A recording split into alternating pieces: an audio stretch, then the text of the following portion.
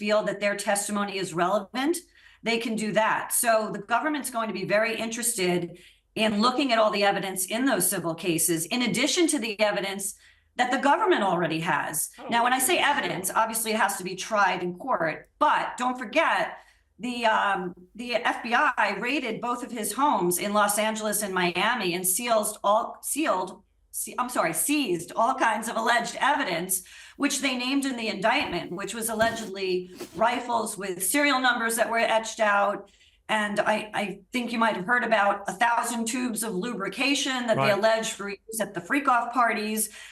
There's all kinds of damning alleged evidence that the government already has, but there's so much out there with all these lawsuits and additional allegations against him that it's just a free-for-all of evidence that could be brought in. You know, it reminds me, Officer Taylor, it reminds me a bit of Harvey Weinstein, where he was deemed too big to fall in Hollywood. You know, one of the biggest beasts in Hollywood in every sense, it turned out. But he was a guy, you know, he won more Oscars for his company than I think any other person in Hollywood history and so on.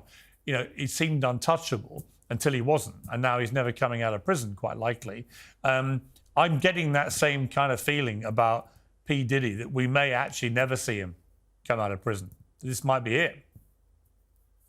Yeah, I agree. I mean, there's a lot of things operating here. To the point that was brought up earlier, the defense will have to try to make these things not admissible in court, right? Some of these civil suits, if they can try to get it to where they cannot bring any of these things up in court because they're civil issues and they're not relevant, that can work for P. Diddy on his side.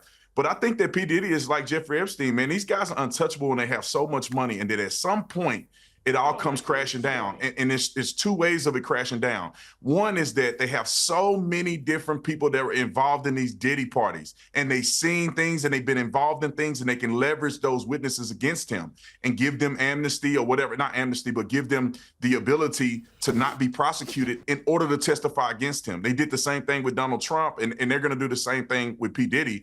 And it's a lot of it there. There's so many people that went to these parties. Lecrae, who's a Christian rap artist, made mention that he went to a Diddy party, and he didn't name Diddy, but he described a Diddy party and said he saw a whole bunch of behavior that was unbecoming, that he had to at some point leave. So you got people that are in the gospel music industry, you got celebrities who are artists, you have athletes, you have a plethora of people who have been involved in these nefarious parties, and that's going to be very difficult for him to be able to fight against all of these people who have an eyewitness testimony of something nefarious that have happened that could be related to human trafficking or sex trafficking of minors. Yeah, I mean, Lord Jamal, I mean, that's the thing, isn't it? That she's tantalizing everybody in terms of the drama of this story, is which other dominoes are going to fall.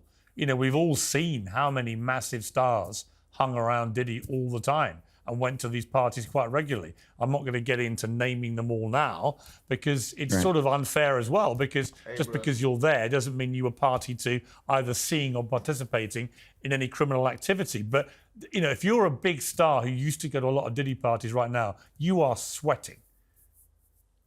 Listen, there's a famous picture that's going around of a girl who's allegedly underage on a table naked where different celebrities are eating food and sushi off of her body. And, you know, there's plenty of well-known celebrities right there in the picture.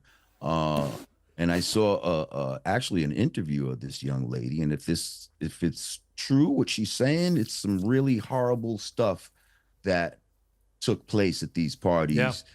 And some of your most favorite actors, athletes, all kinds of people were participants in what was going on, allegedly. Well, it seems that there were different stages of these parties. There was like a very glamorous, you know, straightforward drinks party. Then there was a second one. And then at like 3 a.m. came the freak out stuff. And that's the stuff which clearly it was deeply unsavory. It might well have been deeply criminal. We'll find out. Stacey, final question for you. I mean, I think I asked you this earlier. You said you're sort of 50-50 about bail, but does your gut tell you we're going to see Diddy out in the streets again? Or is that it, do you think? The judges have been so rough with the bail arguments and not accepting anything that the defense was offering.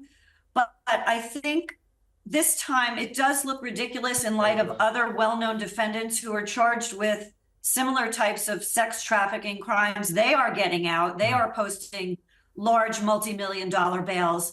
It doesn't seem reasonable that he wouldn't be given that same consideration. However, the judge reviews the recorded calls from prison in chambers.